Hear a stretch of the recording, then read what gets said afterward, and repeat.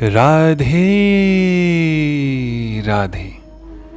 चलिए, जैसा कि हमने पिछले अध्याय में सुना कि श्री कृष्ण अर्जुन का रथ बीचों बीच युद्ध क्षेत्र में खड़ा कर देते हैं और वहाँ अर्जुन अपने समक्ष अपने सगे संबंधियों को देखकर अर्जुन का शरीर कांपने लगता है, रोंगटे खड़े होने लगते हैं। और आगे क्या होता है, चलिए मिलकर सुनते हैं। राधे राधे।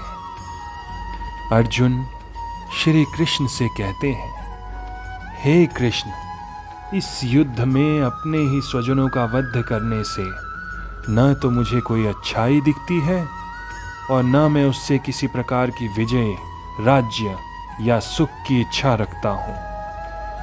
ये जाने बिना कि मनुष्य का स्वार्थ विष्णु में है, सारे बद्ध जीव शारीरिक संबंधों के प्रति ये सोच कर आकर्षित होते हैं कि वे ऐसी परिस्थितियों में प्रसन्न रहेंगे। ऐसी देहात्म बुद्धि के कारण वे भौतिक सुख के कारणों को ही भूल जाते हैं। अर्जुन तो क्षत्रिय का नैतिक धर्म भी भूल गया था। कहा जाता है कि दो प्रकार के मनुष्य परम शक्तिशाली तथा जाज्वल्यमान सूर्यमंडल में प्रवेश करने के योग्य होते हैं। ये हैं, एक तो क्षत्रिय जो कृष्ण की आज्ञा से युद्ध में मरता है, तथा दूसरा सन्यासी जो आध्यात्मिक अनुशीलन में लगा रहता है। अर्जुन अपने शत्रुओं को भी मारने से विमुख हो रहा था। अपने संबंधियों की बात तो छोड़ दे, वो सोचता है कि स्वजनों को मारने से उसे युद्ध में क्या मिलेगा, अतः वो लड़ने का इच्छुक नहीं है। जिस प्रकार की भूख न लगने पर कोई भोजन बनाने को तैयार नहीं होता, उसने तो वन जाने का निश्चय कर लिया है, जहाँ वो एकांत में निराशपूर्ण जीवन काट सके।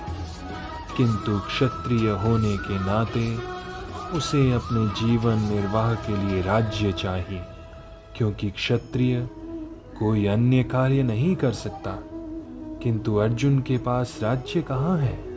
इसके लिए तो राज्य प्राप्त करने का एकमात्र अवसर है कि अपने बंधु बांधवों से लड़कर अपने पिता के राज्य का उत्तराधिकारी प्राप्त कर सके, जिसे वो करना नहीं चाह रहा था। इसीलिए वो अपने को जंगल में एकांतवास करके निराशा का एकांत जीवन बिताने के योग्य खुद को समझ रहा था।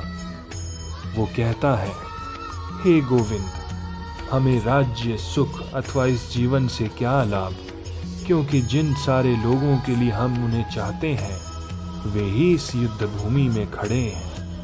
हे मधुसूदन, जब गुरुजन, पितृगण, पुत्रगण, पितामह, मामा, ससुर, पौत्रगण, साले अथवा अन्य सारे संबंधी अपना धन त्याग कर अपना प्राण देने के लिए यहाँ पर तत्पर हैं और मेरे समक्ष खड़े हैं, तो फिर मैं इन सबको क्यों मारना चाहूँगा, भले ही वे मुझे क्यों ना मार डालें।